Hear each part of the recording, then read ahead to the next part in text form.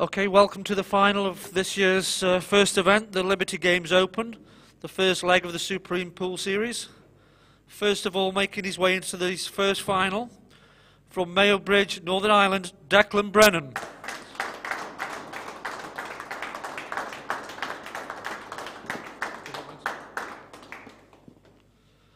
And this man doesn't really need any introductions. He's taken the series so far by storm. He's won 2 finals already in the first season, and in season 2 he's already into his 3rd final. From Ely, England, Phil Harrison.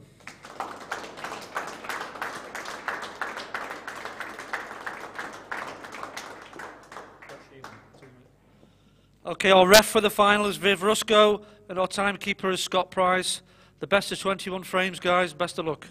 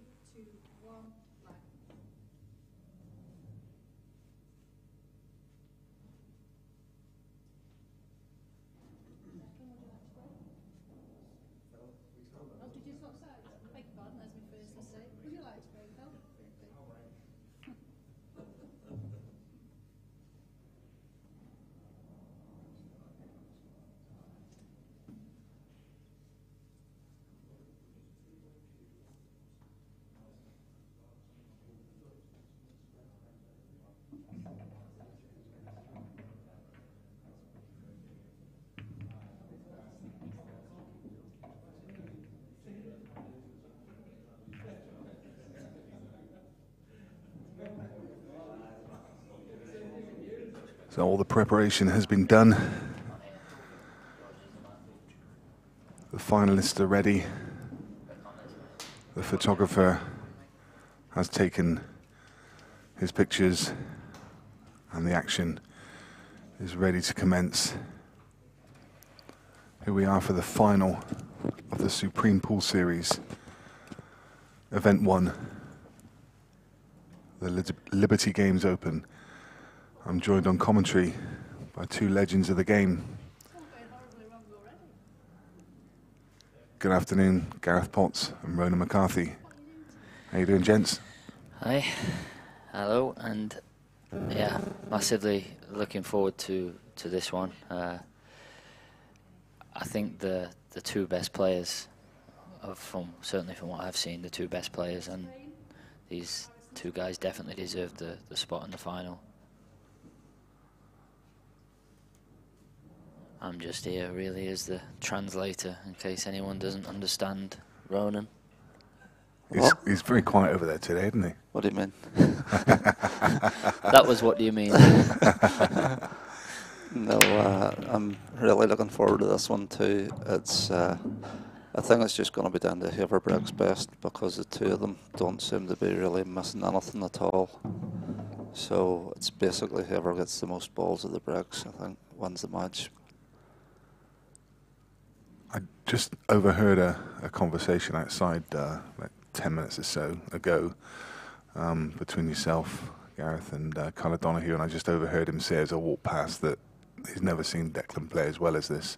Ronan, I mean, you know this guy, you play with him all the time, and I guess you're a kind of mentor to him as well. Yeah. Where does this rank in amongst his achievements so far? It's normal. Normal. It's normal. People haven't seen the best of Decky yet, but I play with him most weeks, and trust me, this is just a normal game for him. It's just, this is the way he plays every match. He's that good. So no, it's not surprising me in the slightest that he's in this final, and it'll not shock me if he wins it. High praise indeed. But it's Phil at the table. He had his back to the wall in his quarter-final match. He came through fairly unscathed in his semi-final against Rob Warren, and he is just, he's loving this venue. He's loving this event.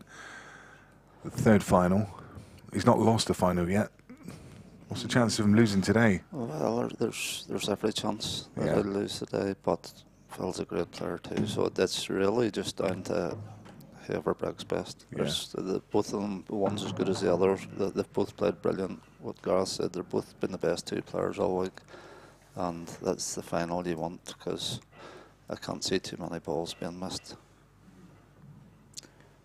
And did I get that £5 free bet you gave me, Nick, in the first commentary session I did with you? And I did pick Phil, didn't I? We'll have to ask Jed whether you got it on or not. Yeah. I'm guessing, knowing Jed, the answer is probably no.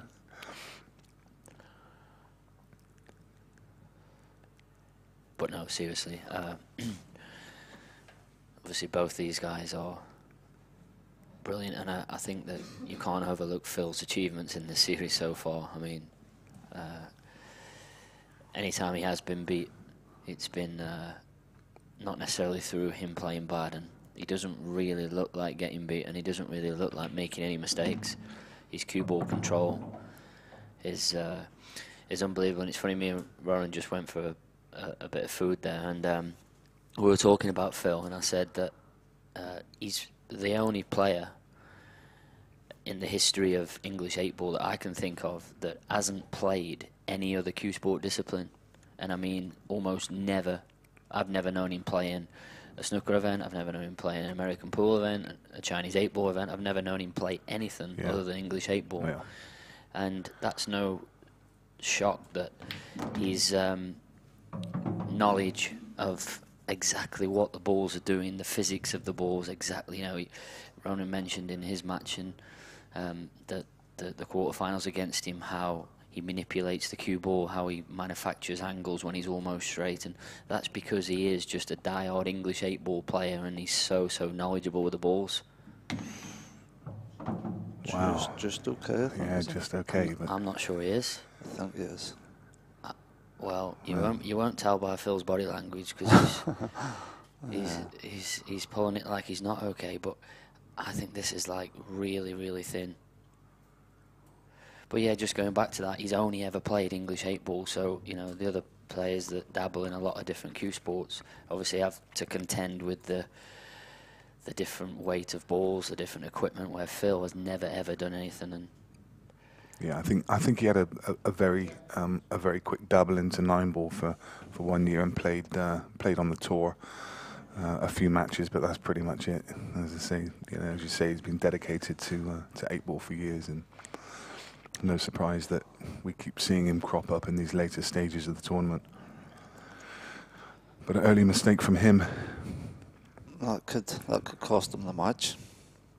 I know it sounds a bit silly, but that one miss could actually cost him this match. Yeah.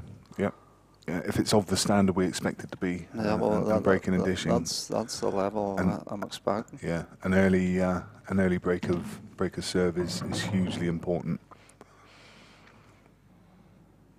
Left it tricky here. well, that's a bit unlucky, you'd have to say. He Yeah. knew he was cannoning into that red. Yeah. For it to go flat on the knuckle. I think he has to play the one long over the middle. See another Yeah, shot. or can he clip that one into the middle? Yeah, you can clip this back into the middle. Good shot. Ronan, we saw a really good demeanour in the last match that we commentated on with Declan. Are nerves likely to get the better of him on the big stage? I don't think so, because he just cues the ball so well, and he plays so much pool. He just, I can't see him twitching, if you know what I mean. And he's got a good head on him. He's good in all departments, so I can't really see him. We talk about cue ball control and his. I guess we talk about the fundamentals.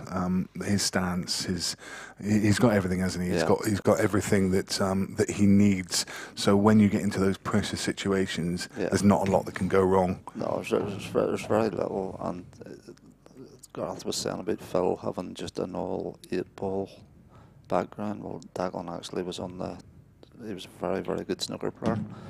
And unfortunately, silly enough, I talked them out of packing the snooker in and coming to the pool, and it's cost me thousands. That's the worst thing I've ever done. But no, he's the type of lad that deserves to do well, because he plays, you know, he's dedicated to the game, and he goes for a swim in the mornings, and he eats right. He does everything right. So anything he gets out of it, he deserves. You know, he works hard at it. So, and he plays at the Portadown club there, and the tables are always immaculate in there, and he's well looked after. You know, so he's got everything that he needs to do well at the game. Yeah, working at a club has got to be an advantage, isn't it? Because when it's quiet, you're just going to get some time on the tables.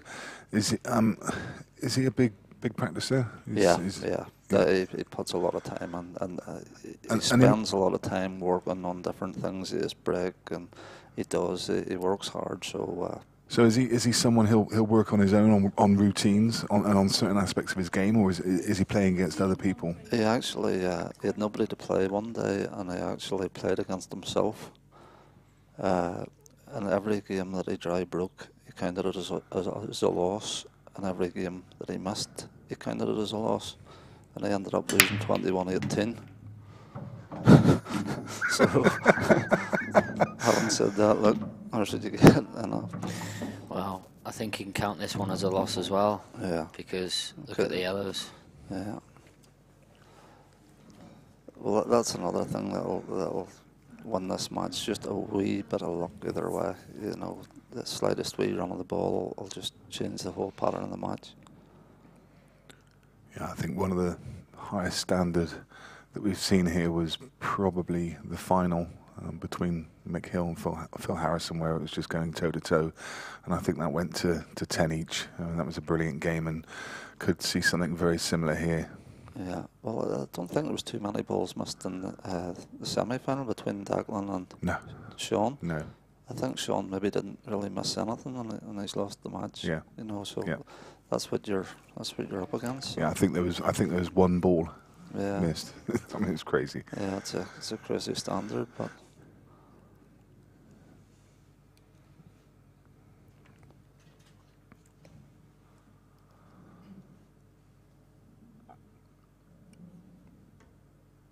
So yellow's looking good here. No banana skins, just about cue ball control, and he's got that in spades. I think it's all about just knowing your pattern, you know, how to make it as easy as possible, and I can't see any. Well, it's all just rolling. The only thing that can go wrong is if he catches flicks the yellow if he catches the yellow and he pushes it up the cushion. Yeah, but I think he's enough a pocket there without hitting the yellow. It should be okay. He purposely left that one over the middle as his last ball. Yeah. So he will be trying to pot it without touching it.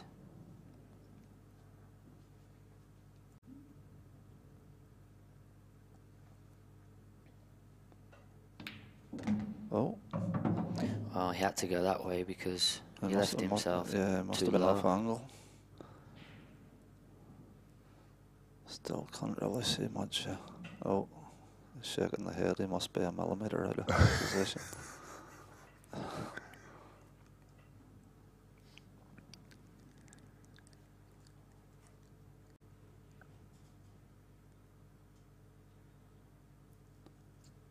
Oh.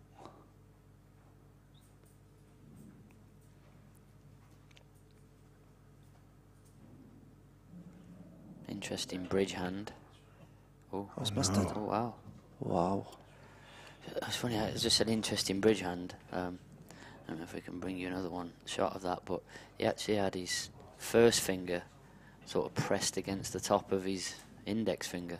Yeah. Strange one. Yeah, it was sort of like, yeah, I've noticed that before. So a bit of work to do here on Reds, but...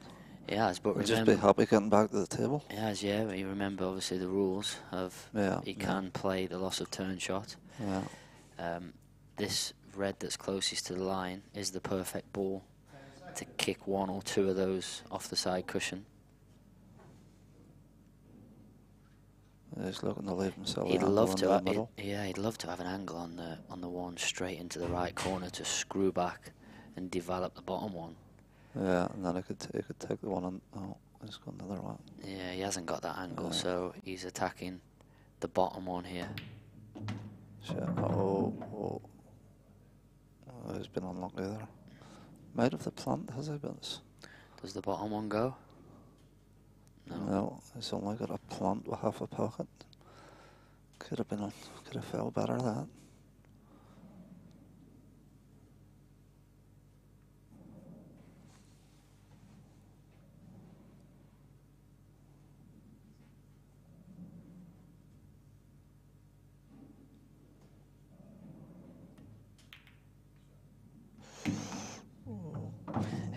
This might be perfect because he needs to overcut the red to move the yellow out of the way, and in overcutting the red, can he bump the other one out into the open?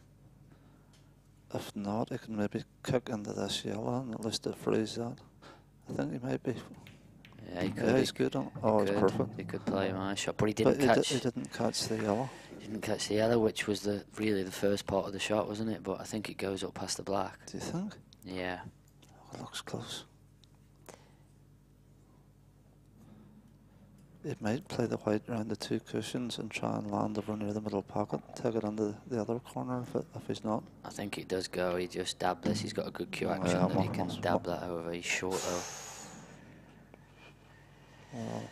Doesn't matter about potting the yellow as long as he makes the red, and doesn't matter about potting the yellow anyway, really. It would just be loss of turn, but if he doesn't make the red, either way he's going to lose the frame.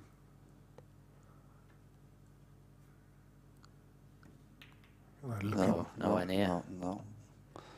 It's not like him. He sort of come up off that. Yeah, he did jump up in the air on that one. He did put a bit of a quick one in, and he did move on the shot there.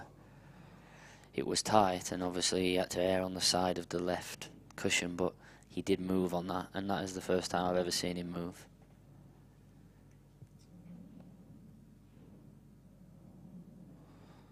More balls missed in this match already than there wasn't in the semi-final. Yeah, that's 3 mistakes, isn't it, within the second frame, and just shows you that. Oh, that was to the left of the pocket, wasn't I it? actually thought he missed that from this camera angle for a second.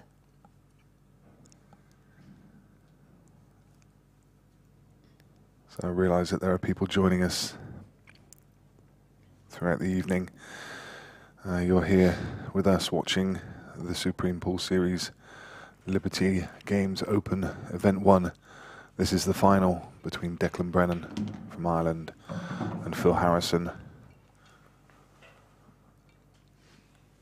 from England.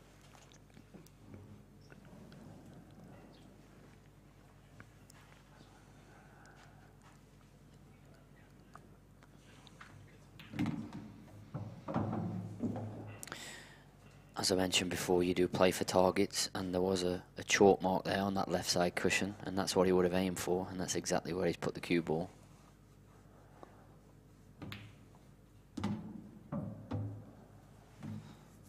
That'll hurt Declan a bit because Phil made a big mistake, and you need to be punishing at this level, and I think he'll feel like he missed the boat a bit there to go 2-0 up. Because it's nearly like a break of serve at tennis. But one thing I think is important, Ronan, is the way that you mentally perceive things. And yeah, you're right, he'll be disappointed, but it's important to stay positive. And the positive is he shouldn't have won the first frame. He got away with one in the first frame, so it's perhaps evened itself out a little bit as the positive way from Decky's point of view of looking at it. Yeah. Well, he's just showing you there that he's wearing some Armani pants as he's crawling around the table. Well,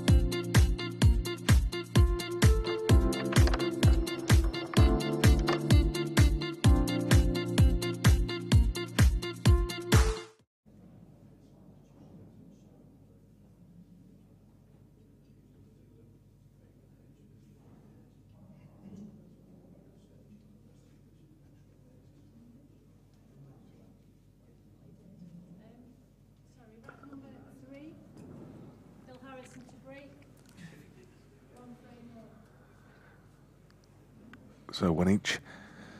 Could easily be 2-0 Declan. Hopefully for him he doesn't rue that mistake later on. Phil, you see that break, his whole body lifts as he makes room for the shoulder to come through, but he's straight in off. And it will be yellows. And he will take the one on the left side of the table first. Oh no, actually maybe he'll just pop the one in the right middle. No, he has gone to my... I think he has to take this one, doesn't he? It's, well, I don't think it's guarded. I think it's 6-1, half of it is 6-1 because he could leave this to his third ball and just drift down into the gap. It would have a nice angle then. I think I would probably have left that one to the third. Yeah, like you say, it is either way there, but as long as he gets the one at the rail, which he has just, he's fine. Okay.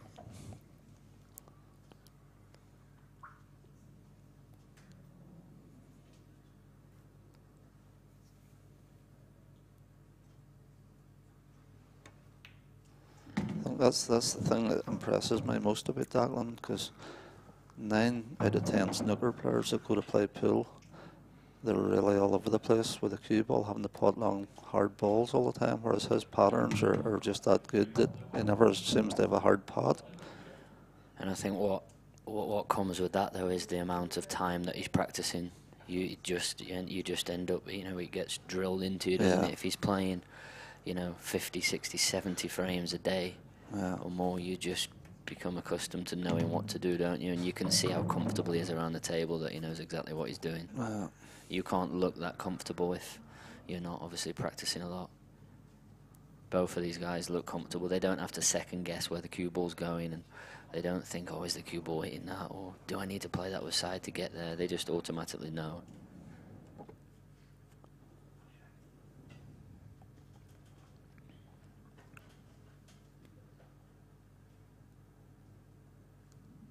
Race to 11. The rules are the supreme set of rules, and they will be throughout this series.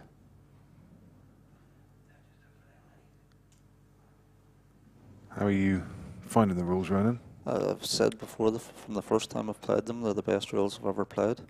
They're the fairest. I love the break rule, I think. And I've said this in the black ball rule, the break, if you get kicked in off, you basically lose the frame. I think it's a mad rule. Probably the worst rule in pool, especially in black ball, whereas you haven't got that in the supreme rules. And I think the supreme rules, you're punished more if you miss a pot. It's no good hanging bags, you know. It punishes you if you miss, and that's the way it should be. I think Phil was saying that, is he short there? I think he is, yeah. I think he's an inch short. Yeah. Oh no, he's okay. The angle really He's okay. foreshortens. Yeah, Phil was saying in an interview that there are times when he's sort of looking at the table and he's just a bit flummoxed by the rules because he plays on his own in his shed and he's got no match practice against somebody else. Yeah. So he's just not getting a chance to practice the rules. I mean, you yourself, are you practicing them? Yeah, well, me and Declan would have a few sessions because we're probably, us two and Gary are the only 3 in Northern Ireland that really know them well.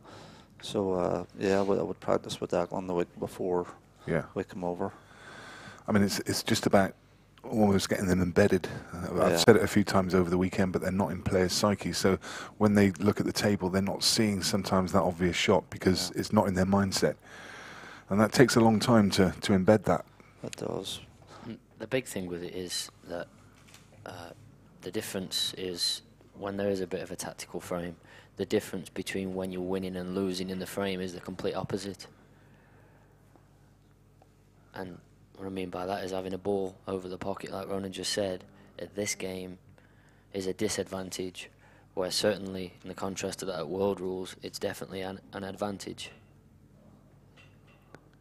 There you see the stats from the game thus far. It's a very strange stat, that 2 misses from Phil and 1 from Declan. And I was expecting that to be at the end of the match. Yeah, only 3 frames in and here we are. Incredible. And by the way, while we were just looking at those stats, a big shout out to Andy Sheldon, Sheldog, who has done so much work for this event. All the graphic, a lot of the graphics that you see, and the system that's been put together for the scoreboard, and these stats have been put together by his genius. Fantastic job, and we thank him for his continued support. What a great job you're doing, sir. Good break there. Oh, beautiful. Ball's just racing towards the pocket. You can chuck that one up. Yeah. Makes the game easy when you can break them like that. Yeah, and he is a very, very consistently good breaker. Yeah, Gareth mentioned it in the semi-final. He's kind of got it nailed where he's finding the same consistency, see the same break every time. There's only kind of once that it went wrong, and he didn't really flush the front ball. Almost turned into a cut break, but he's the type of wee lad. I've got him playing the game, and I've sort of brought him through, and I've done everything to help him, and then when I ask him to help me with the break, he just says no. That's what I'm up against. Pointed that into the wrong side of the pocket. You seen Phil just wince over at his mate as if to say, could have missed that. Not going in quite as cleanly as they were in the semi-final for him. In the semi-final, everything was in the middle of the pocket. would it be fair to say, Ronan, that you mentor Declan?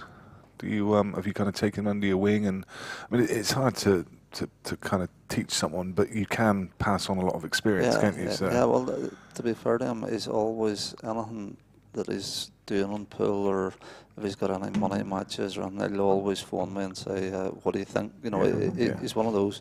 You get other players, and they wouldn't. They're too proud to ask for, you know. But he's always been. He would ask, and he would look for help in any way possible. That's what I say. I always give it to him, but then when I say to him, "You need to teach me how to break," he just no. He's not having any of it. You were struggling earlier today with your break a bit. Were you, I mean, was that a timing thing, or was it just cold in the arena? You just couldn't get them going? No, it's just normal. It's just normal. It's six dry breaks. It was 6 dry breaks. 6 dry breaks. But that's probably a normal percentage for me. I've always struggled with it, and it's just the way it is. Yeah. Just have to get on with it. Have you tried like loads of different things, different break cues, and I guess you've tried everything over the years? Absolutely everything, but I don't know. It just mustn't be able to time it right. I don't know. But it's not done you too much harm over the years, though, is it? I mean, it actually has.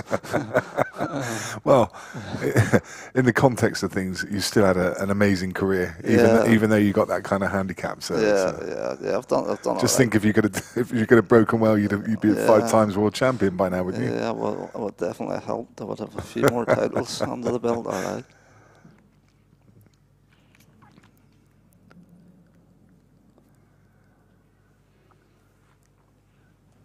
So 3-1 to Declan Brennan, as you see from that bottom stat. 1 break and dish from him, 1 reverse dish. Nothing yet from Phil. And he'll want to get that break going.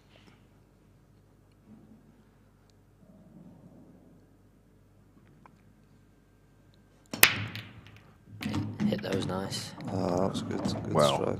Oh, you see the red, the last red. It had a load of side spin on it. I didn't think that was in. It had a load of right hand side on it, and that side. If you watch the red that goes into the top right corner, as we look, the one where his hand is. Watch the red that goes in there. When it hits the knuckle, it just spins. It's got a load of right hand side spin on it. That's not in. Look. No, it's not. And then look, spins in. Got the knuckle spun in. And the reason I say that is because you would have preferred that to be over the hole. Yeah. Don't know if he's got the angle to put that in the middle, has he? I think he's been a bit lucky in the sense of he's got the perfect angle on the one in the middle. I think just a top forward, but it's not easy. It's a hard shot because he's only got like maybe 4 inch, and this is hard. Yeah. Because if he comes too low, He nearly has to play the plant. Yeah, there's not much margin of error, is there? If he comes too low on that one, then he's round the world like on his last one. He has got the perfect angle though, look. And I know he has, but this has to be right. And he's purposely under it. He's playing the plant. Yeah, he's purposely under it to. Well, he has played on the plant, hasn't he? Because even if he was low on it, how does he get back to the other red? That's what I mean. Yeah. But I think he's actually perfect there. Yeah, he's left it high, and he's just asked Viv to move the magic rack, but I think she's going to have to mark a couple of balls here, maybe 3 of them.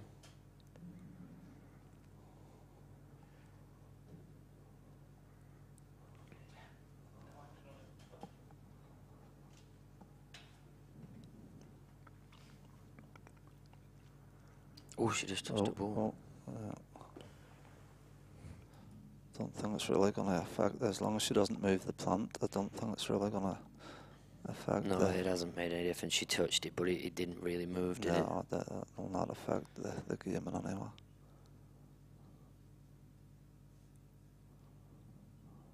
I don't think she had to mark the bottom one, did she? Because I don't think that was actually on the plastic. I think she needs to mark that other. Oh no, that one's not on it.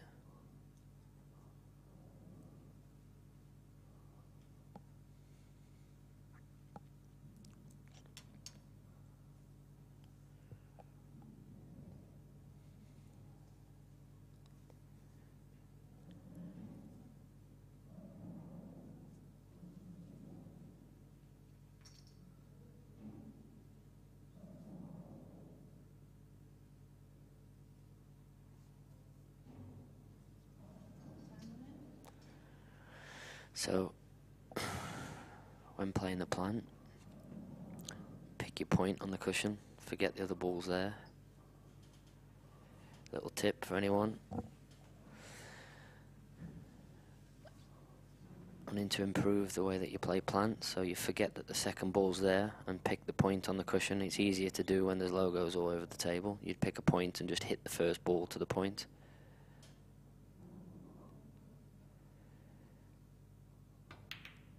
Oh no. Oh. Missed out by somewhere as well, didn't he? It definitely wasn't a gimme, but one you'd have expected him to get.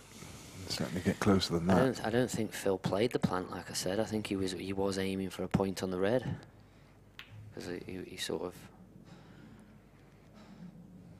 It's starting to annoy me here because he played like God against me and now he's missed 3 balls here already. Can't play a deliberate foul. He has to try and make an attempt at this. And, well, you're going to need a sat-nav to get out of this. And Andy has to hit a cushion after he hits a red, so it's a big ask. The only thing is Declan has a wee bit of work to do if he gets the ball in hand. Yeah, but he doesn't have to go, does he, straight away? No, he doesn't. Can push balls. He's never losing this frame. Declan would have liked him to knock that one, I think. So he has.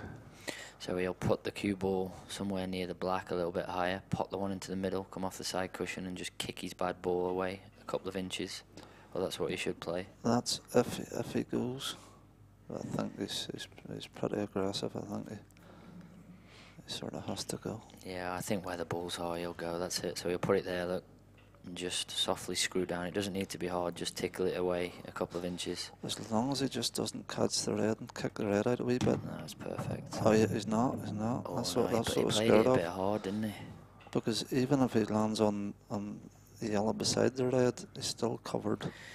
Yeah, but he has the other two. He has a nice shot he can play here. He can play the yellow into the top cushion, kick the red up the side cushion, and screw the cue ball over to the jaws of this pocket over here. That's if the ball doesn't go, obviously. So the yellow that he's closest to, play into the back cushion, just bump the red up the side rail and screw the cue ball in behind that yellow over there. It must go. It doesn't look like it goes from here. What's he done here? It goes because this one passes, so he's attacking. He's taking the 2 away at the top, which is the right way. Clear the top end of the table. And then it's just one next to the black, one over the corner, one into the left middle, and that's his pattern. Oh. He's flicked it and it's still gone in. Oh. He did apologise. Phil will be getting frustrated. Yeah, Phil will be pulling us out at this stage. Yeah. It's amazing that's still gone in, isn't it? It just shows Yeah. how thin that he flicked it for it to not throw it offline. Hit that nice. It was one Yeah, of them. it times them very, very well. He didn't want to hit it too hard, but still get the reaction. So I think he can screw this on and off this side cushion for a choice of 2. Oh. Oh. Phil will be liking this. Oh wow! He's put his hand Put up his hand again.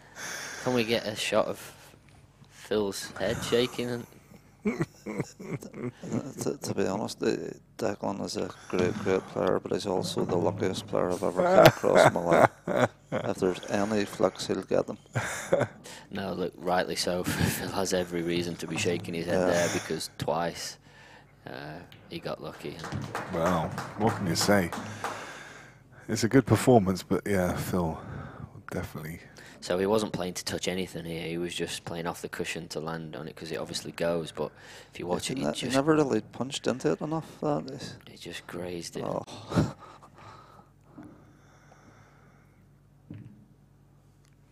Well, is his name on it? He'll tell you he played that, but if you're talking to him later, he'll say, yeah, I meant to flick that. He put his hand up, to be fair, didn't he? He did apologise.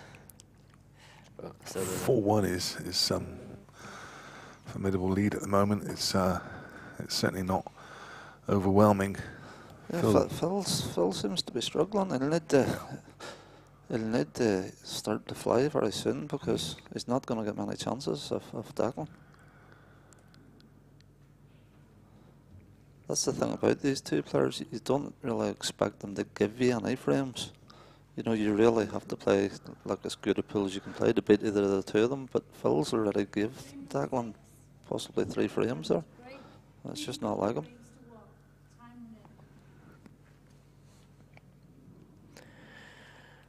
It's not, but you can't obviously play perfect every single match after match, tournament after tournament, and over the last, well, what, 7 or 8 years, there hasn't been anyone more consistent in the world than Phil at English 8 ball. Yeah. There hasn't, and I think that's pretty much a fact, isn't it? Yeah, you get different players coming and going. You know, maybe win 3 or 4 tournaments in a year, and then the next year do nothing. But it seems to be every single year Phil's. Yeah, I think what he's done over the last sort of, well, decade really. He has just been prolific, and even if he hasn't won, he's been there or thereabouts. Just rarely do you ever see Phil getting beat in the first or second round of any tournament. Even years ago, Ronan, sort of 15, 20 years ago, there was a lot of club events, wasn't there? One-day events, weekend events, and he was the best in those club events back then. Yeah. He used to win all of those one-day. There was always a little series somewhere or a little tour somewhere, and he used to win them all. He was just always like the best club player.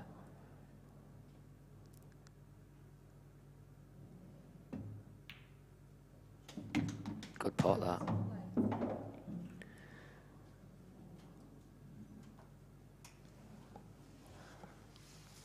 So what we would ask, or all we ask from you guys watching at home, is that you share this to your social media pages. You can pick the link up from YouTube and drop it into Facebook.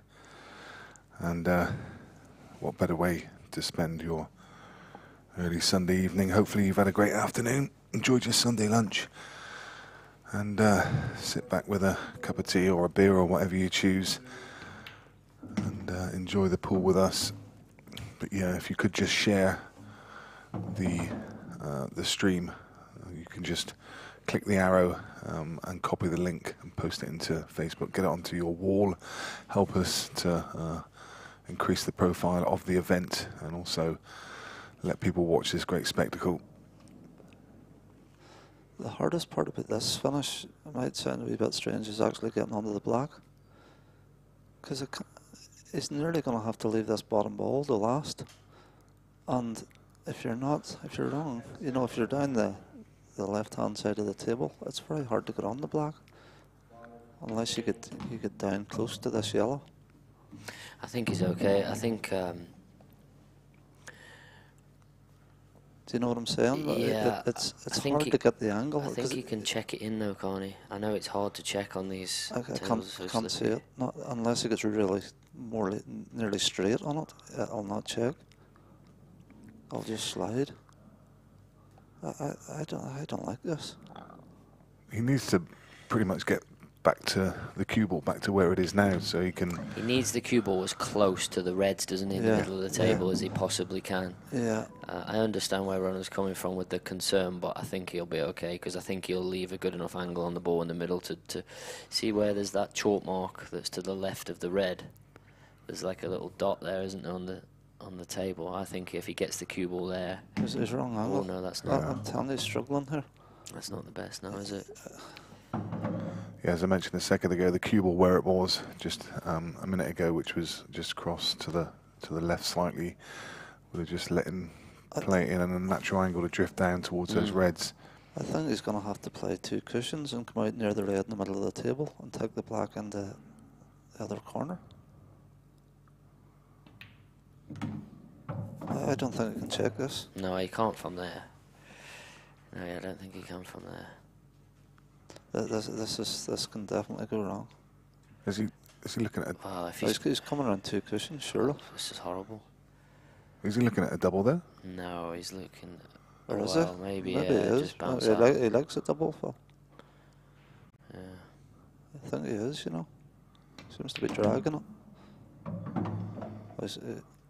Oh, It has gone wrong. Any tiny flick on the red there, and he was perfect on the black. I think you called it, Nick. I think the shot was to just drop it in and then play the double in the middle. Just take your medicine. Yeah, because if he comes too far, he can double it in the corner. I think he needed to get rid of this bottom ball earlier. It was always going to be a struggle getting on that black from him. Oh, is it in? Flick it. Nearly flicked the other. It nearly flicked both of them. And this is going to be another frame to Declan, and 5-1 behind. Well, that's a long climb back. I mean, he won 7 in a row against you, Ronan, didn't he? Sorry to remind you of it, but yeah, but in fairness, he's got it in him. He just played like a machine. Yeah, It didn't. There's not much you could do about it. That's for sure. No, I was sitting in my chair just, and you can't really do much from your chair. But the way he's played here is really. I know he's played a lot of pool this weekend, but it's just very unlike Phil because he's handed Declan like 3 or 4 frames here, and he just never ever hands you anything. Well, I mean that the shot he's just played there, it's a fairly low percentage shot, isn't it? But it was the whole way he went about the finish, leaving that ball to last. Yeah. It was always going to be hard to get on that black. But having said that, it wasn't that easy to take it out early either, was it? I think he could have, maybe a second shot. I think he could have got on. I think the bad shot was his third to last ball to leave himself the wrong. I think if he got the right angle on the one in the middle and he topped down to somewhere near these reds, he could check it. It was just, given how good he is at the doubles, I'm surprised he didn't just take his medicine and play the double. But that's gone now. Declan, on the first shot he played it did push the black into a more awkward place than it already was. I think he's left himself a bad angle here too. I think he wanted to be a bit higher. I think he can get to where his hand is. He's fine. Like I say, he did push it to a more awkward place, but still expecting to pot it. But from where it was unmissable. He misses one of these every 200 maybe. Cued that really well, and now it's 5 frames to 1, that 4-frame lead. That's going to be a long hill for Phil to climb, and it's Declan's breaking the next as well, I think. So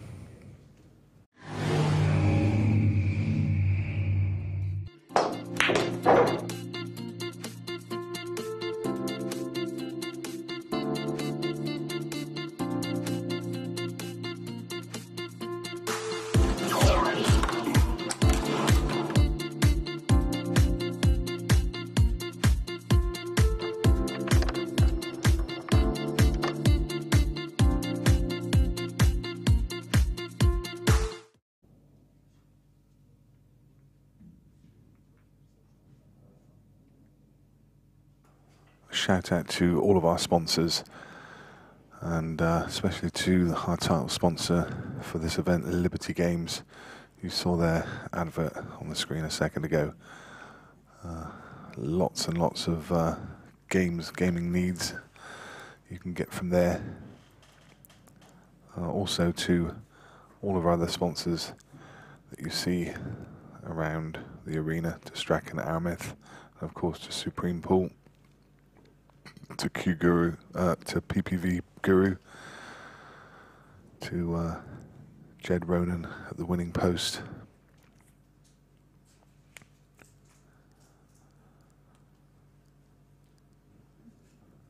Declan just stepped away. He's back now.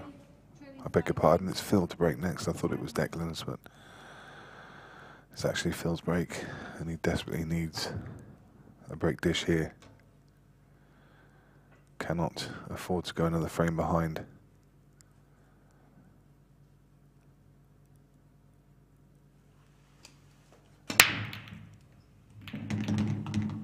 My goodness me. Another one that he's nailed, but it's gone awkward again.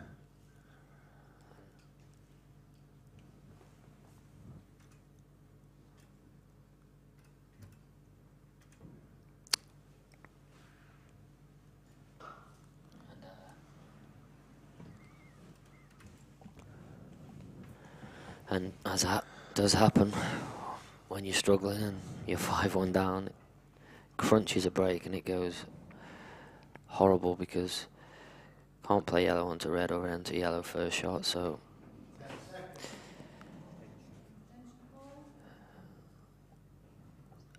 he's going to go reds, but you might think, well, he's got some security with that red being over the right corner, but none of these rules he hasn't, because Declan can just snick off one of the yellows and bump the red in and snooker him.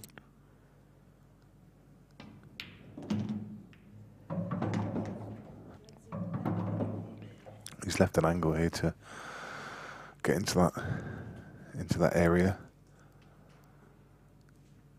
off the long ball, but he's got a lot of work to do here. Ronan has had to leave us due to his flight leaving, so It's just as well he didn't make the final. He would have missed his flight. Oh, what's happened here? Oh, everything's moved. And you know that I said he can just play off one of the reds and bump the yellow in. Well, he can do that. Yeah, right now. He can do that right now. He could just play a soft little screw shot, or he can pop the one over the left corner first and get the cue ball out into the middle of the table and then get it really tight. Yeah, I'm sure he wouldn't have mind changing the flight if he was in the final. Yeah. They must be used to him at that airport. They must know him by name. He's over here on a weekly basis, isn't he? Yeah, Fly B Platinum member. Yeah.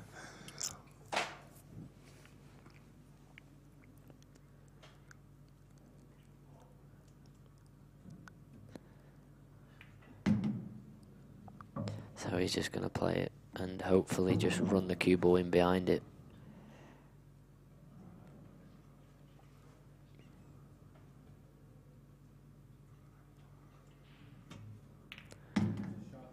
Like that. Yeah, clever. And you heard Carlo Donahue in the background saying, shot Declan Brennan. Good vision. So that's just lost a turn. He plays from there. And in any other rules, there was probably any other rules. There was probably oh my word! Oh my God!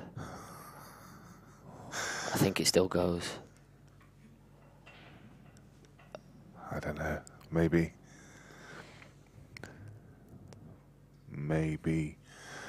But that's tight. If it was a quarter of an inch to the left, then I think definitely. But I think that goes. If we can bring you an angle of that, but from a closer, but I'm pretty sure that goes.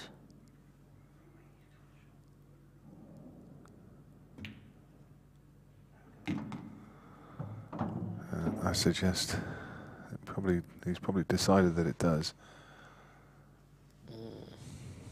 Looks like it doesn't from the angle, but I think if he gets straight on it and he screws it, when screwing it, then it transfers the screw onto the object ball and makes it run forward. So he definitely needs to screw it.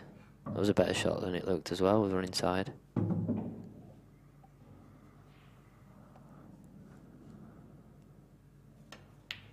Yeah, it's one of those shots you kind of squeeze it in off the... Definitely, he'll definitely screw it if it is as tight as it looks there. I know, it flew in. There was us wondering. Thought he was going to really have to punch that one in and squeeze it past, but didn't need to. And this lead is now looking very ominous, 6 frames to 1. I don't think too many people would have called this scoreline before.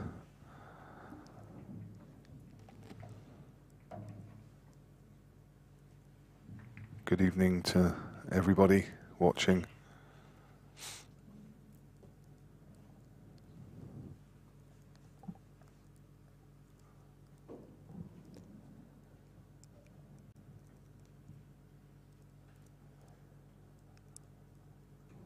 Hope you're enjoying what you're seeing. Hope you've enjoyed the pool over the weekend. There's the stats so far.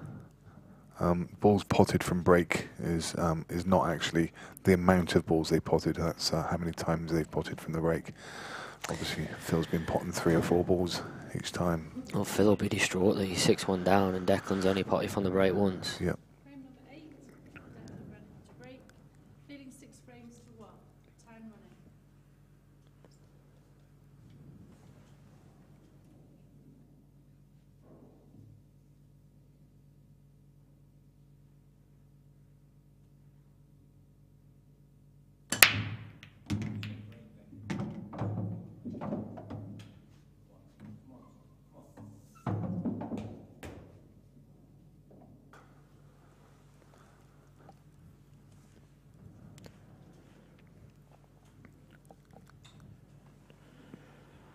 Declan give that the treatment again there.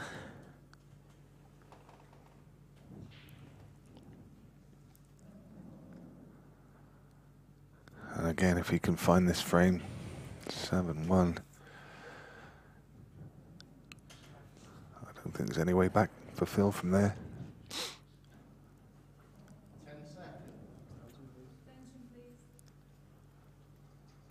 You hear Declan asking for his 45-second extension.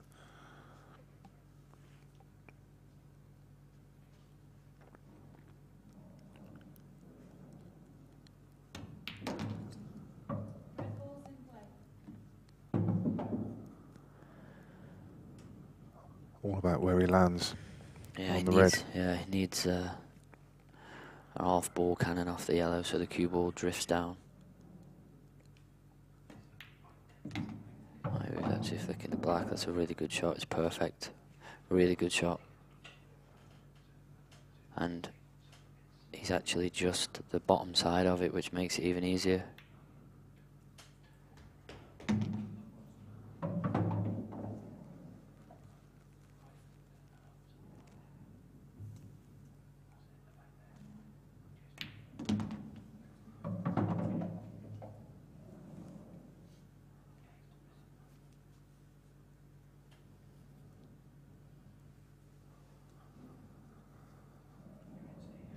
Made this clearance look simple.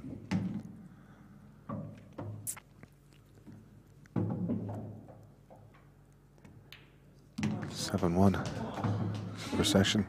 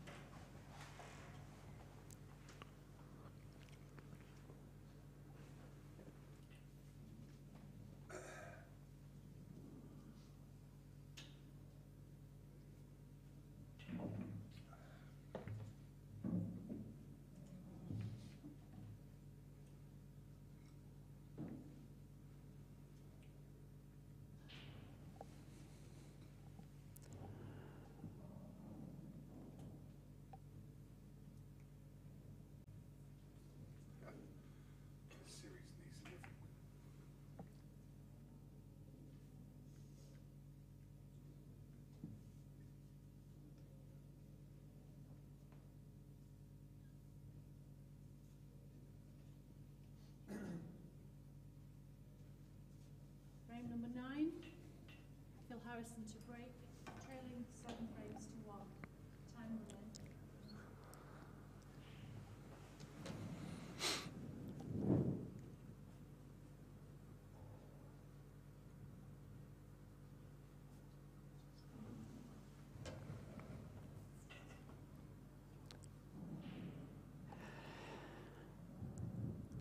Head comes up, shoulder through, and for once, when he needs it most, he comes up dry. Well, all that'll be in Phil's head at the minute is making this scoreline respectable. Because as it stands at the minute, it's looking like he's going to do well to get 2 or 3 frames.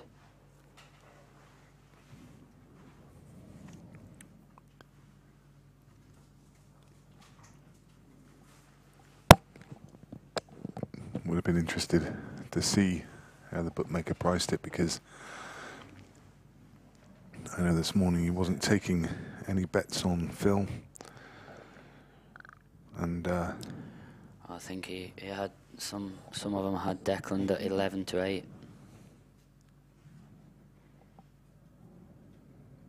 it's a good price. Looks a big price now, doesn't it?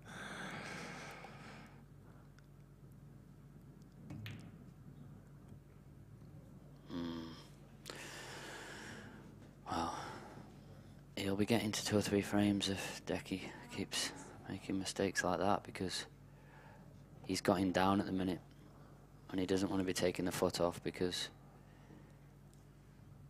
Phil will punish her.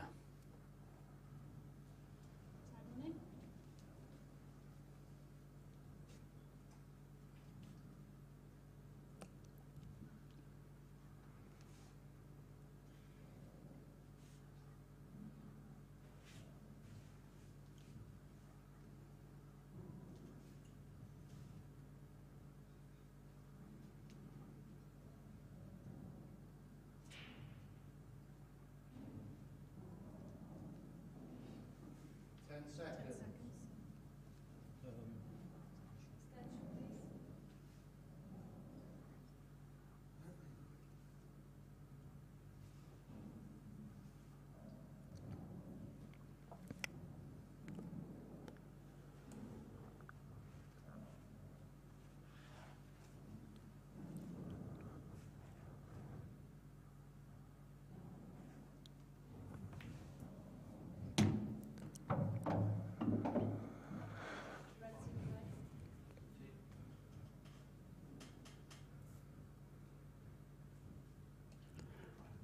I think he's going to pop this screw up the left-hand side of the table and get the cue ball somewhere near where the line meets the cushion to play the plant next shot.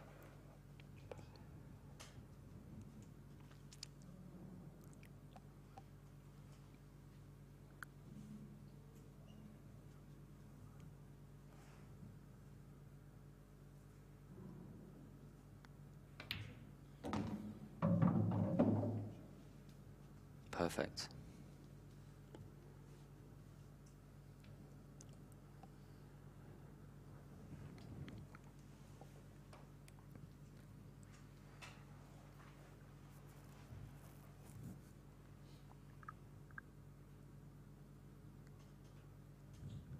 Quiet in the arena. Respectful audience watching on. Most of the players taking part have now left.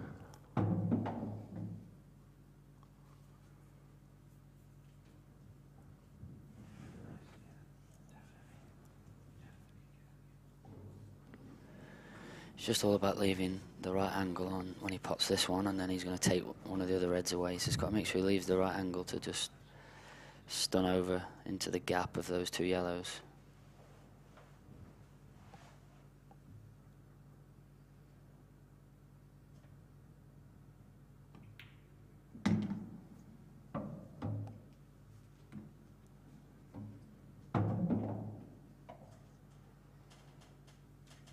If he's dead straight on the left one, he'll just run it through. If he's not, he can screw it back. Perfect.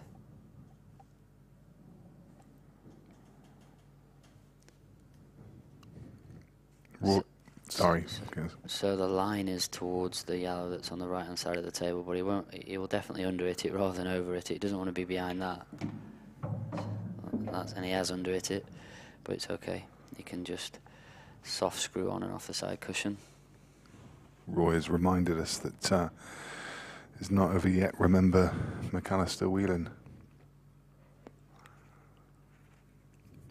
I don't know what happened in that game, but I don't know whether the wheels fell off for Jack or John was just magnificent. I guess it's probably a bit of both. But you're going to have to see a big turnaround here. And Declan has been playing at the top of his game, and it just doesn't look like blinking at the moment. I spoke to Jack after that match, and McAllister basically just ran the match out apart. I think he had one chance, he said, at 10-7. Other than that, he never got to the table.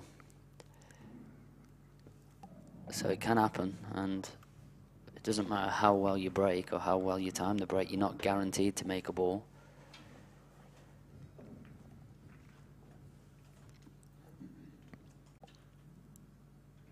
The comeback's obviously unlikely, but it's not impossible.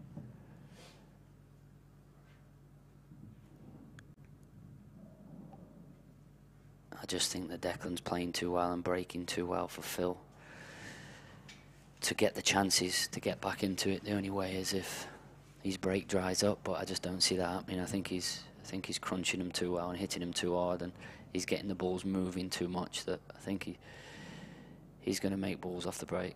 He just looks like he's going to make balls off the break somehow.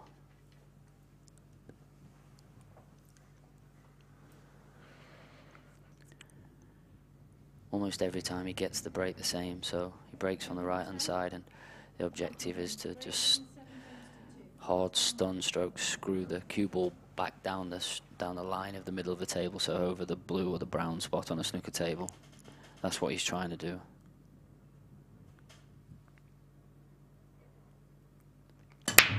Like that. When you get so many balls moving like he does, it's hard to see that he's not going to make one. Yeah, I was just the same thought just crossed my mind actually.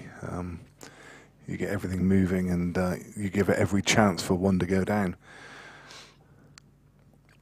and obviously that's all you're ever hoping for. Three factors: timing, and get as many balls you can moving. Make sure you don't go in off, and just hope something drops. And they have been dropping.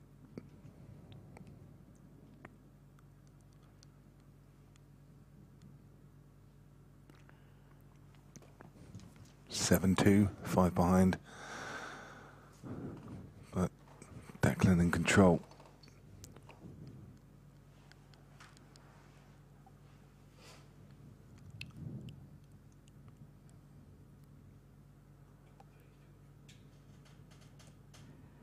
He will go reds.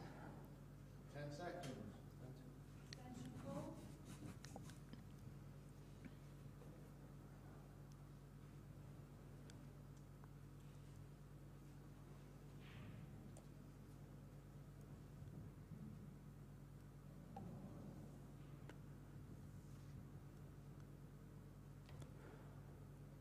Even though he can see the yellow over the pocket, I think he will still go reds. And he has. This red does pass into the bottom right corner, so he's okay.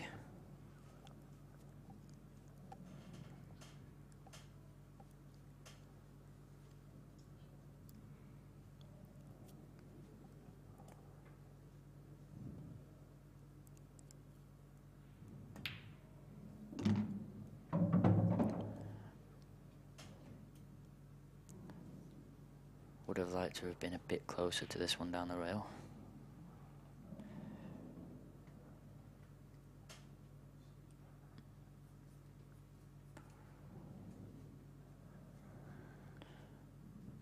Over the pocket's not the end of the world for him though.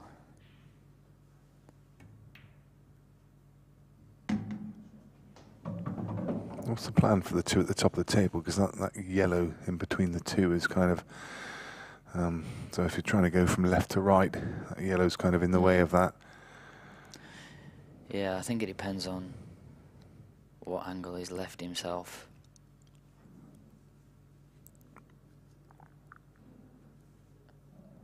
If he's straight, he can just softly screw back and leave the angle on the other one to just screw up to the side cushion.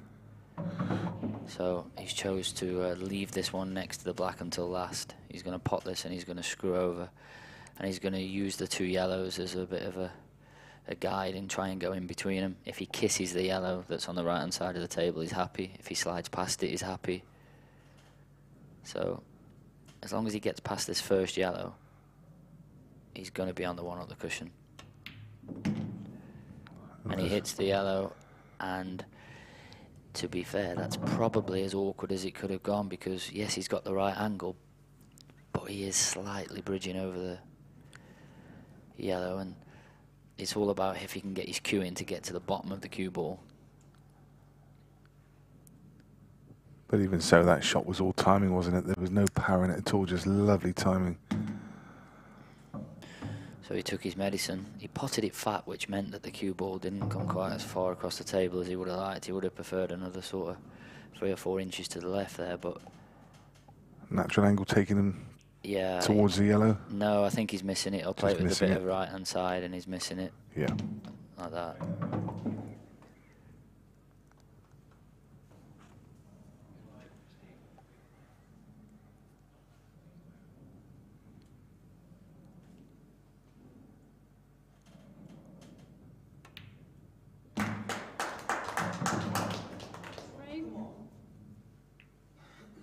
Good clearance.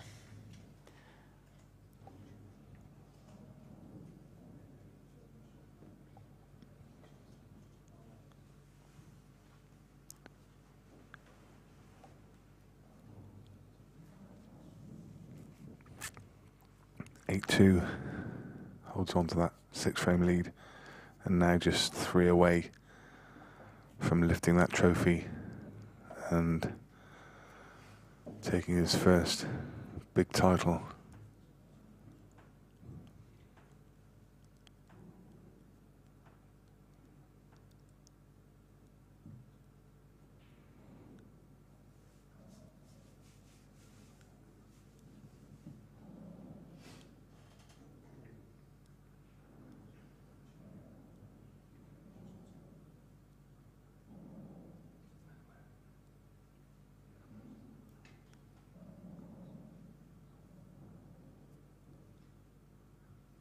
Frame number 11, Phil Harrison to break, trailing 8 frames to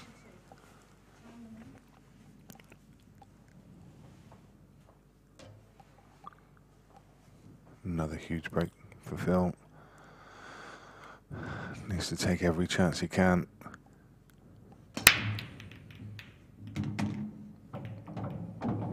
Ball's just racing towards the pocket again. Oh, the yellow's just spoilt the party there, coming off the side cushion and sitting in front of the red. I mean, look at the state of the reds. Had that not have gone there.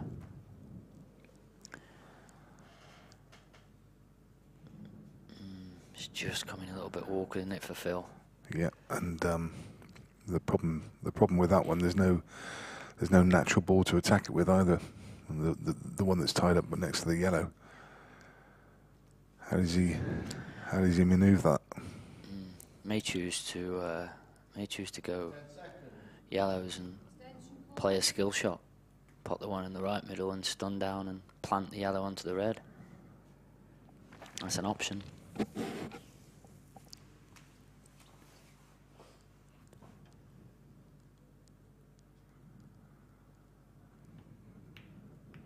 Yeah, I don't think Phil's necessarily seeing those shots. He's you mentioned earlier he's just a bit clueless on the rules.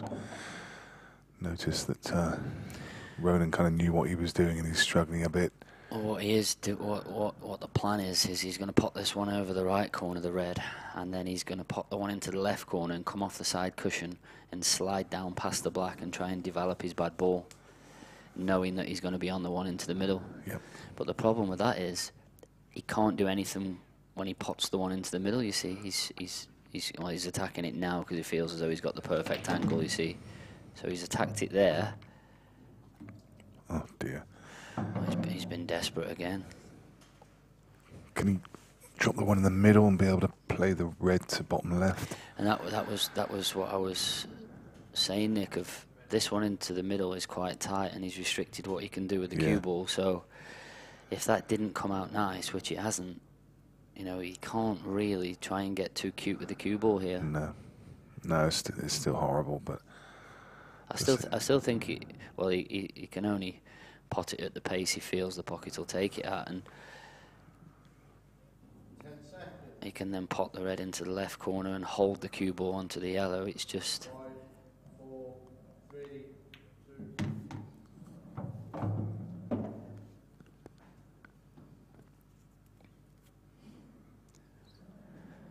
He may have go number 2 at this.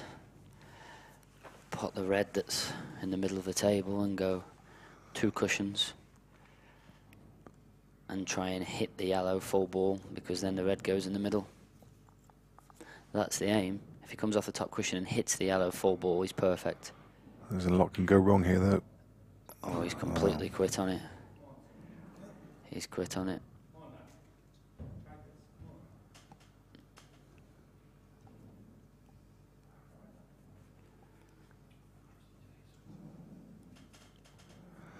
Playing the 1 cushion shot into it, which I can only presume he did, meant that you couldn't really sort of commit to the pot. It was a little sort of horrible jabby one. So left the angle on the one over right middle to run up into the yellow and red. And it's just coming out for him at the moment, isn't it? It's a great shot, but again, something could have gone wrong there, but it's just not. It's coming out for him, and Phil knows it. A little nod of his head. It was almost a nod of resignation, wasn't it? Well, I think that was a nod of, it's not going my way, things keep going awkward, and Decky's just played a cannon, and that's the way this match is going, and I half expected him to land on it, sort of nod that was, I think. Yeah. Well, there's a flick he didn't want, but even that's perfect. Well, he couldn't have put it better with his hand. Okay, he's got to jack the cue up a little bit, but you can just naturally soft stun him behind the one on the cushion now. Every little kiss and flick. I mean, let's just take nothing away from Declan here. He's played a great game. He's been superb, but it's definitely gone his way. I'm not saying that it's going to change the scoreline or change the result, but he's had a touch or two. Wow. Wow, how's that gone in? I honestly thought he'd missed that.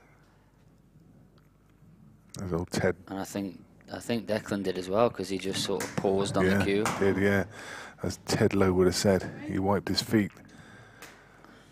And I think, again, a rueful smile there from Phil. I think Declan probably just put his hand up again and further acknowledged with a smile, just to sort of say, what can I do?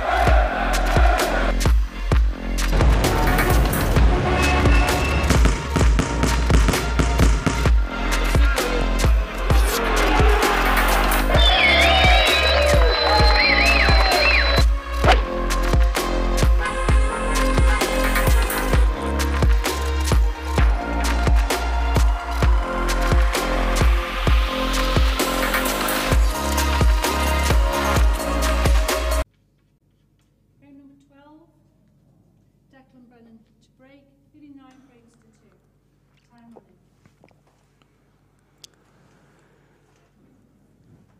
running. 9-2. 2 more required. Looking for another good break here. Doesn't want to give Phil any kind of glimmer. Phil looks fairly resigned at the moment, and Declan needs to keep him there.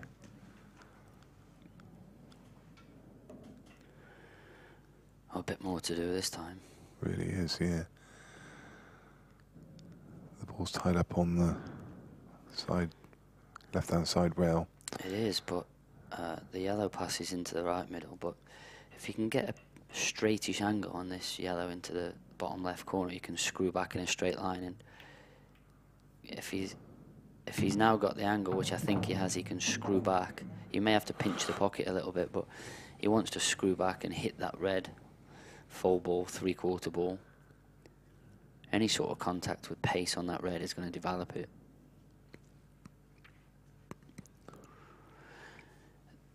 There you can see he's on it, and he might just have to pinch the pocket. So to the right hand side as we look, he'll pot it into the right side and create the angle to screw up the cushion. I think he can make that.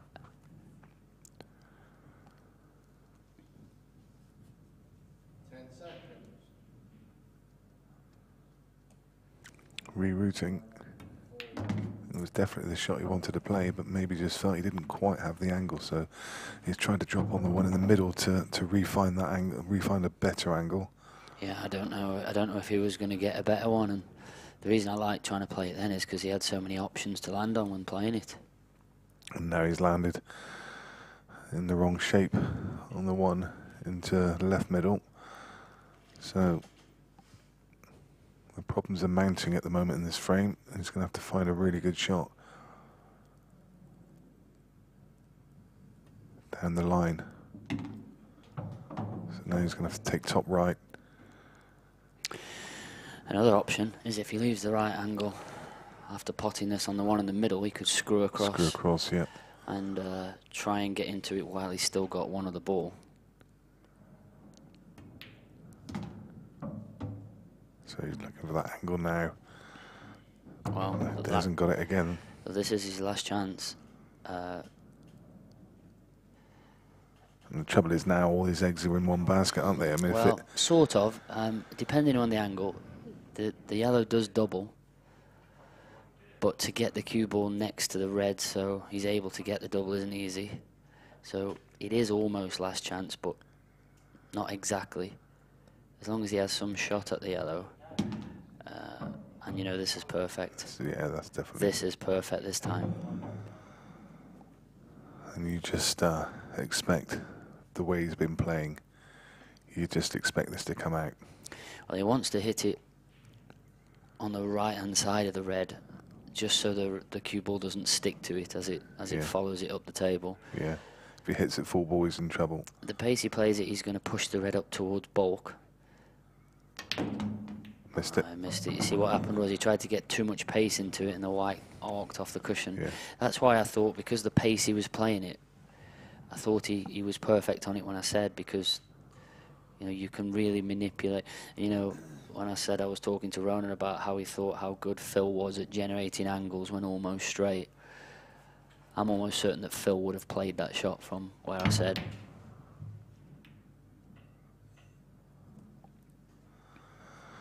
So I said about not giving Phil a glimmer. You just can't let him back in.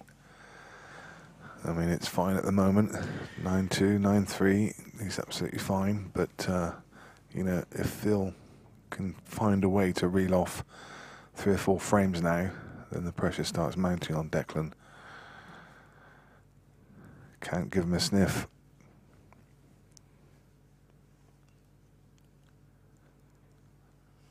Declan, still a massive favourite.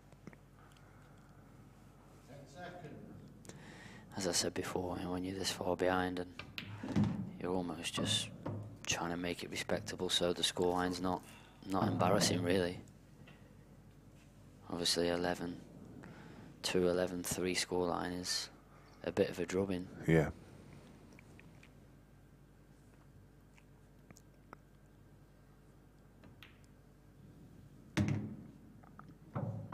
perfect.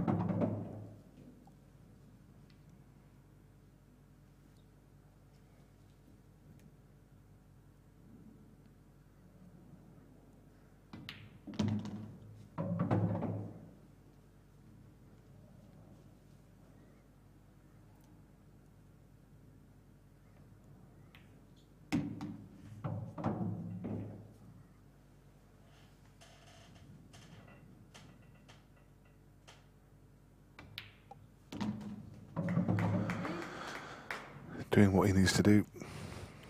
Frame on the board. 9-3. He's going to have the break in the next. Break dish 9-4. Just take them one at a time.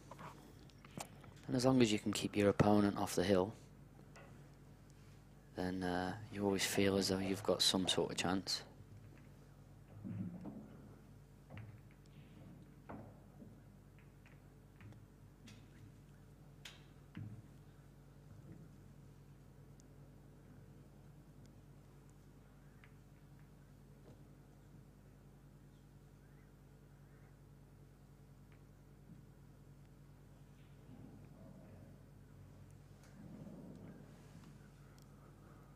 Quick look at the stats. Balls potted, as you'd expect.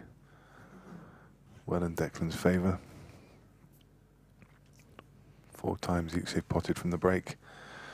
5 missed pots from Phil is a telling factor. Tells the story. Well, I think that stat does tell you balls potted, 41 to Phil. I think that tells you that he's had chances. Yeah, yeah. Yeah, those two stats actually together. 41 balls potted, 5 missed. You know, you'd expect a 9-3 scoreline to be at this level, where you'd expect maybe Phil to be, you know, maybe in the late 20s, yep. if the scoreline is where there's been no mistakes from him. So, and he did have chances. He did obviously miss 3 chances within the first 3 or 4 frames. Since then, it's been a much, much better standard, but he's just never been able to get that 3 or 4 frame gap back.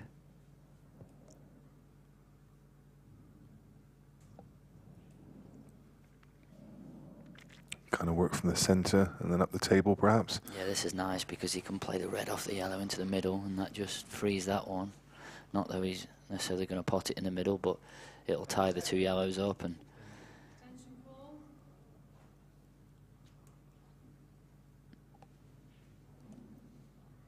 he's playing the double first shot. And the reason he's playing that is because he feels like he can't get good position off the one that's on the bulk line. And he is the best doubler of all time. And he will not be missing this. Yeah, it's interesting you say that, and he turned down that opportunity, the double on the black earlier on. Yeah, well, I don't think It's he turned it down, Nick. I just think he didn't see it. Yeah, possibly. I think yeah, he just yeah. played the shot that was programmed. You know, sometimes you program a finish and Sure. you don't, like you say, recalculate it. Yeah. So I just think he didn't see the alternative.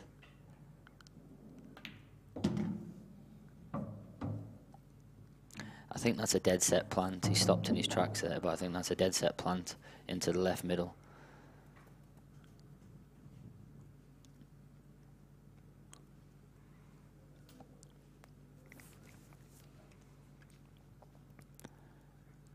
He's coming around to have a look at it, look. It doesn't really matter because he can just get to the side cushion, pop the one in the middle and just drift out and play it in the corner if he wants. He can even stun across the face of it and play his last ball. So he's got a lot of options. He's okay, but it looks from the overhead camera that's a dead set plan. You just saw on the left-hand side of your, on the right-hand side of your screen there, as the camera panned across, Carl O'Donoghue sat next to young Kean Monaghan, a couple of players that competed in the event. Two fairly young up-and-coming stars, really. Both very different age differences, but both young men, and both with good futures.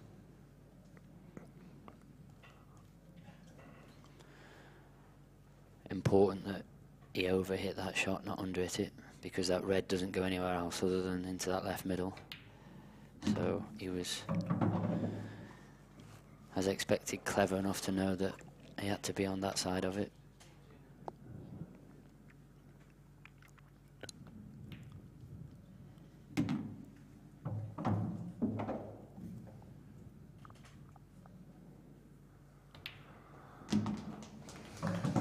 Two on the reel. So that last mistake from Declan cost him 2 frames. You know, if he goes dry now, it could be another 2. Well, I think he'll still feel comfortable and he won't be thinking of anything like that yet. No. But, like you say, another mistake or another dry break and all of a sudden Phil gets to 6 or 7 and then it starts to get a bit interesting. But I just don't see Phil. I don't think Phil's going to really make any more mistakes from here, but I just don't think he's going to have enough chances to win the match from here. Yeah, Declan's just got too many breaks.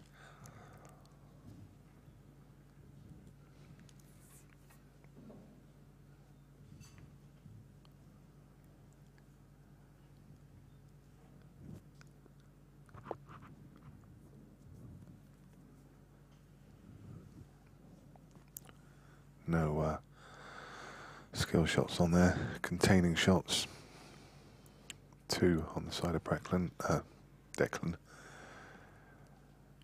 Frame number 14. Declan Brennan to break. A couple of foul breaks between them, 1 each.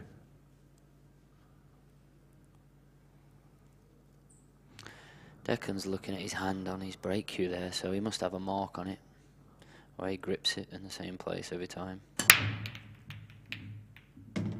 And he keeps making a ball into that top right corner every time as well, and look at these yellows. I'd like to know the amount of times that when he's made a ball that he's made one into the top right corner, the top left as he sees it. Yeah, so many. They keep going into that same pocket. Yeah. You know, we spoke about somebody working out how to break using this shot rack. Maybe Declan's been practicing with it. It's the closest thing I've seen to somebody finding a consistent break. 10 seconds.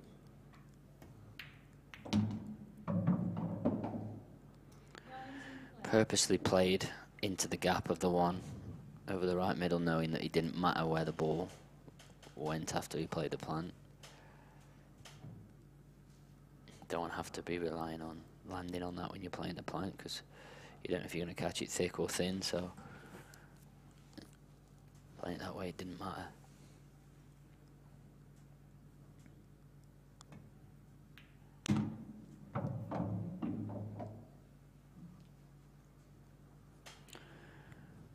Wants to take this ball at the bottom now, just because it's hard to get back on, and obviously his work's at that end of the table. Couldn't have played that better if he'd have put it with his hand, because he can just bump the red out of the way, and what bumping the red out of the way does is makes it easier to get on the black. Like that.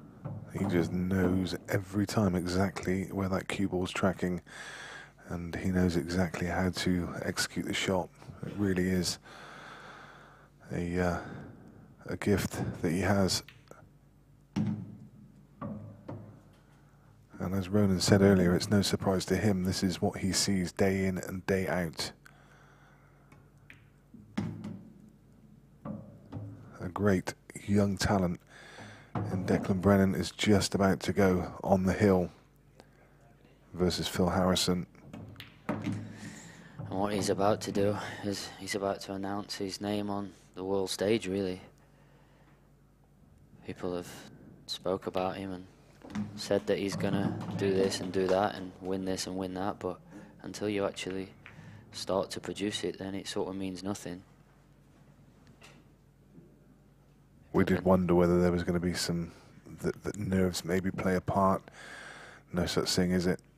No such thing. He had some help from Phil, which perhaps was unexpected at the start of the match, which helped to settle him down. But since then, he just, every time I've watched him, he just doesn't look like making any mistakes. Certainly not with anything that's easy or what you're supposed to get. So for what would be, you know, obviously the biggest match of his life so far, it's a really good performance, and played better in the semi-finals and in his quarter-finals, but that's still looked really good, broke really well, and like I said, he's had a bit of help from Phil, but still an unbelievable performance, and he's producing what a lot of the players, certainly in Northern Ireland, have been saying he's capable of. Frame number 15. Phil Harrison to break, trailing 10 frames to 4. Phil is probably going to get beat by quite a heavy scoreline, but see, you don't need me to sit here to tell you how good Phil is, and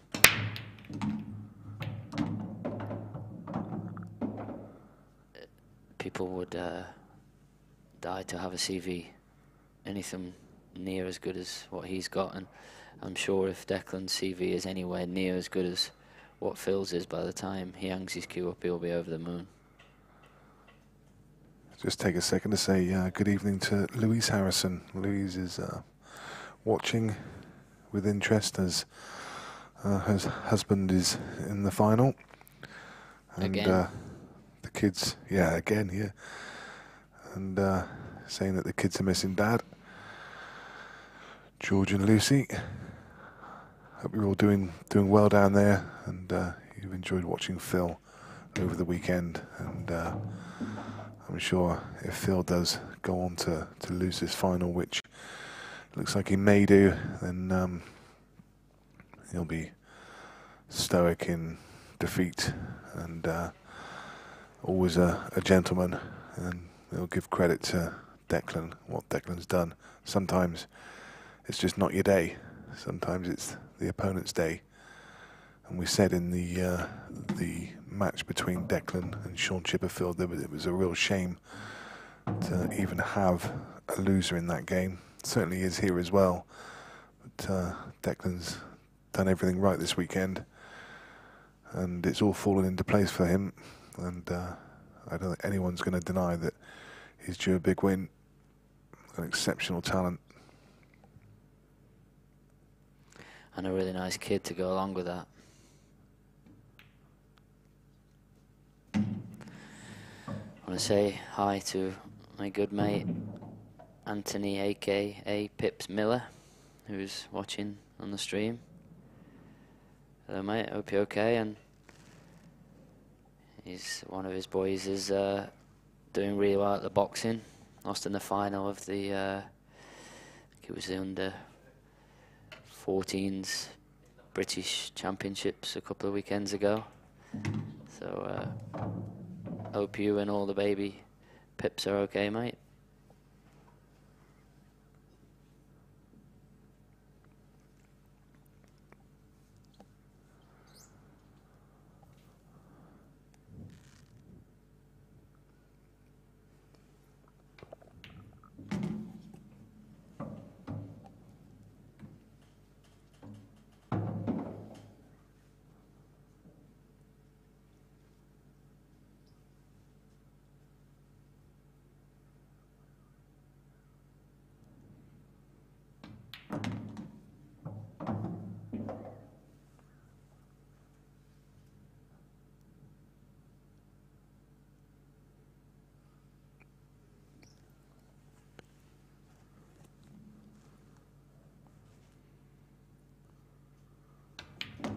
Referee. What about that for cue ball control? Fantastic. When you're playing a screw shot like that into just an open space. Yeah, the referee having a keen look there under Phil's arm just to make sure there were no issues. Referee Viv Resco's done a great weekend with her team, had a great weekend with her team this week. All the refs have done a super job. In fact, the whole team. To George, who you can see there, is going to give us a nod.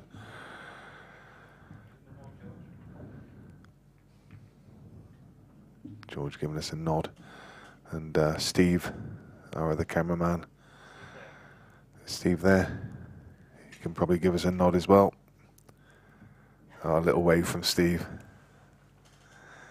And to Paul on the buttons. Production. He hadn't really done anything. He's just sat there pressing buttons all weekend, eating my chocolate. That's pretty much what he's done. But these guys do a fantastic job, and hats off to them. They come up on Tuesday and spend 3-4 days setting this stream up, and they are beyond question the best in the business. I know people argue that others are, but what you see here, these guys spend hours getting perfection. That top right corner, he makes a ball again. And Phil has just played his last shot. Because the only problem, Yellow, I think, passes into this bottom right corner. And he's got a ball just above it to get onto it. Just a quick shout out to Michael Fortune, who's watching on the stream and is coming on the live chat. Go back a long way from the old England junior days. I hope you're keeping well, Michael.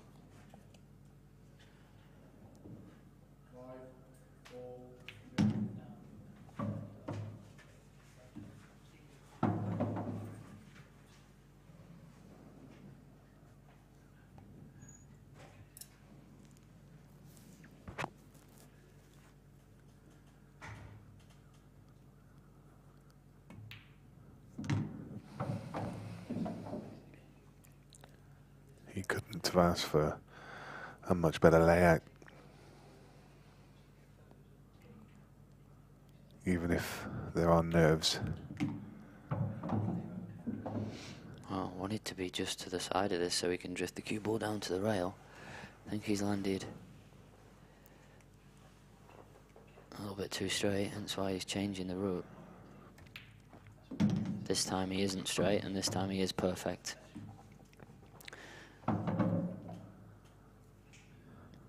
Yeah, very little that can go wrong now. Phil knows. Look up to the heavens from him.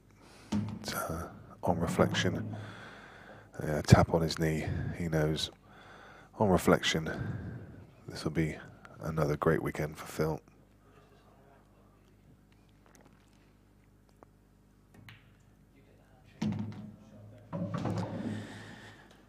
Phil taps his leg in resignation, and you have to say, fantastic performance, fantastic tournament. And huge congratulations to Declan. Great win. And you have to say, without a doubt, just deserved win. Fantastic performance. Huge congratulations. And look at that, what an absolute gentleman. Some people would have been fist pumping around the arena. First thing he did was look across at Phil and shake his hand. Played in a great spirit and a great tournament. That was event 1 of the Supreme Pool Series. We have 4 more this year. I think Lee Kendall is going to head across into the arena in just a moment, and we'll hear from him, and then subsequently we'll hear from the players. But what a great win that was for Declan Brennan. Hats off to him. Okay, well, first of all, I'd like to congratulate both players on a great final. Phil, first of all, you know, another final, but a great performance, and today wasn't your day, and Declan did play outstanding, and we will have an interview in there after, if that's okay. I'm sure you are. You'll still get paid, don't worry. First of all, we'll do the sponsors, then I'll do the trophy presentation with League Route.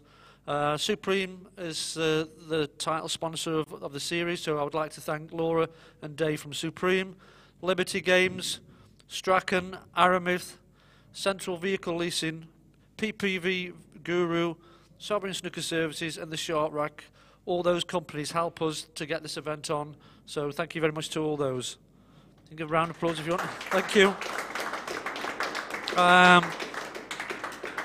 Now to the behind-the-scenes team. Viv and her refs have done a brilliant job all weekend and throughout the year. They've worked hard with the team, so thanks very much.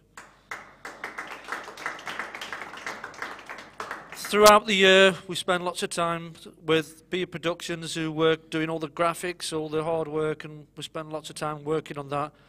Involved with them is also Andy Sheldon, Michael Day, and without doubt the man that helps me a lot is League Route, so thanks very much to all you guys. Right, the important part, without these events we need the players, and we've certainly got two of the great players. And at the moment, I think the series has got a new superstar coming. That performance, Declan, was outstanding. I think you should be very proud of yourself.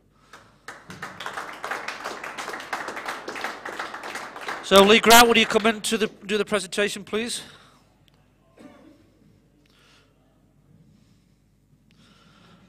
Okay, the Supreme Pool Series 2019 Liberty Games Open champion, Declan Brennan.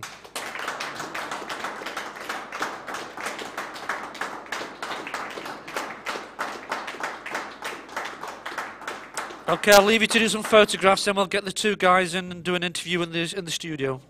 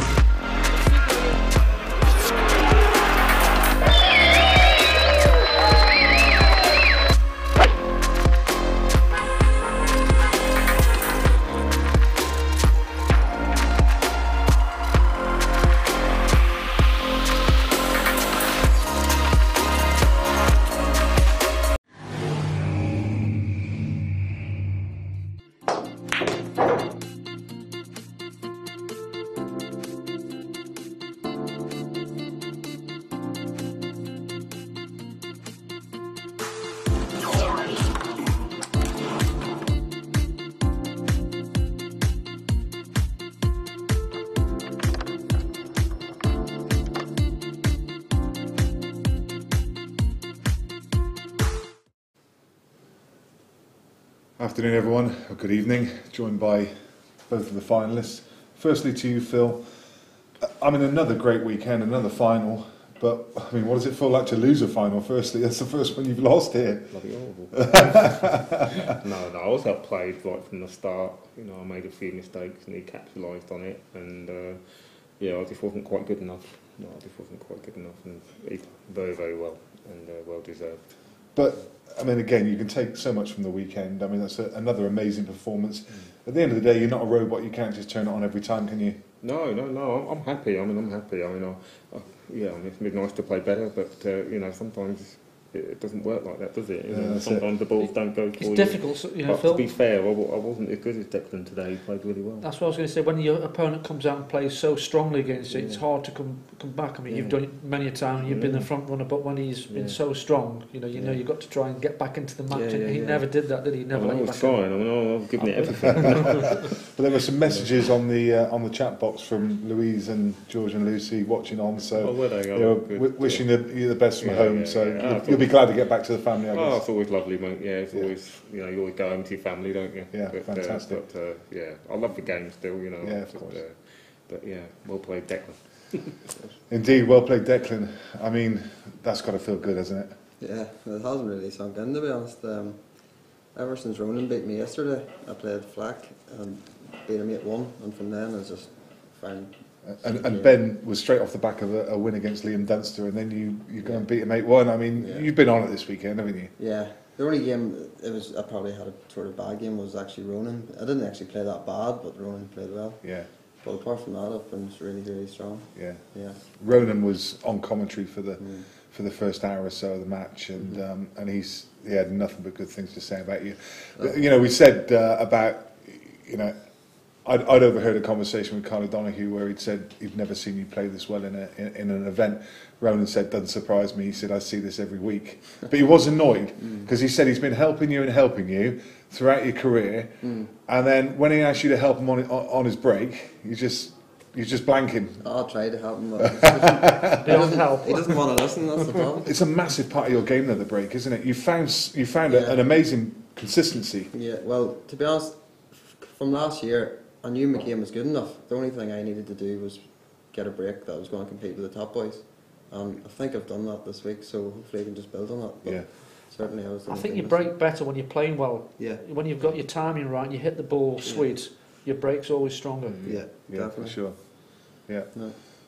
An amazing weekend. What else is there to say? I mean, where does it go from here? You're just looking at the next event and just build on this win. It's so busy now, the pool calendar, so I can't really sort of sit back and enjoy it. You know, you're just straight back into it. But I will enjoy it tonight, so 100%. And the small matter of £5,000 cheque, that's pretty handy as well, isn't it? Yeah, it comes in handy. Yeah. Yeah. Will Ashley have her eye on a new pair of shoes or a handbag? Yeah, you never know. You're not going to commit yourself on camera, are you? No. Well, there we go. Harrison, my son, would like to ask you a few questions, if that's all right, guys. Yeah. Before I ask you some, so come on, son. Were you confident at the start of the match? At the start of the match, yeah, I was. Yeah, that's probably the best I've ever felt in a match. Yeah. All day, I just went in and felt totally relaxed. Even in the final, I probably expected to be nervous, but I just felt totally at ease. Yeah. And I got to say, he fancied you as well. After the semi-final, I said, "Who do you want, Phil or Rob?" And he fancied you. So. I just want to. No, I know. And it was in the nicest of ways, by the way. You know, everybody, we're all there to be shot at, aren't we? You know, we're all there to be shot at, and How did you feel going into the final? Going into the final, it felt good. It was actually nice to see Phil win because obviously my first ever big final at a UK event. You always want to say you beat one of the top players to actually go and win it, so you deserve it more, you know. Yeah. So that was a pretty sweet feeling. Well done, congratulations. Thank you. And well done, congratulations to the done, quizmaster this well week. done, He's done an excellent job. Yeah, you're better than me at that job. This is for Phil. For Phil? How did you feel at the start of the match, Phil? How did I feel at the start of the match? Yeah. I felt all right. You know, I do what I always do. I just hit the first ball and I see what happens. And Unfortunately, it didn't go to plan, but never mind. Unlucky. Good luck with the rest of the series. Good luck with the rest of the series. Thank you, Harrison. Thank you. Great job. Very well done. He's after my job, you know. He could be in front of the camera for event 2. You fancy that? Yeah. Is that in between refereeing as well? No. No. Well, we're going to wrap things up here, guys. I mean, congratulations to both finalists, especially to Declan. I mean, what a great win. Well done, mate. Well done. Thanks. Just hope you carry that momentum through the rest of the season, and you got every chance of having another great season this year. So, Thanks, brilliant. Well done. Cheers. So that's it from us for event 1. We will be back here on May the 24th for event 2. Don't miss out on the action. Bye for now.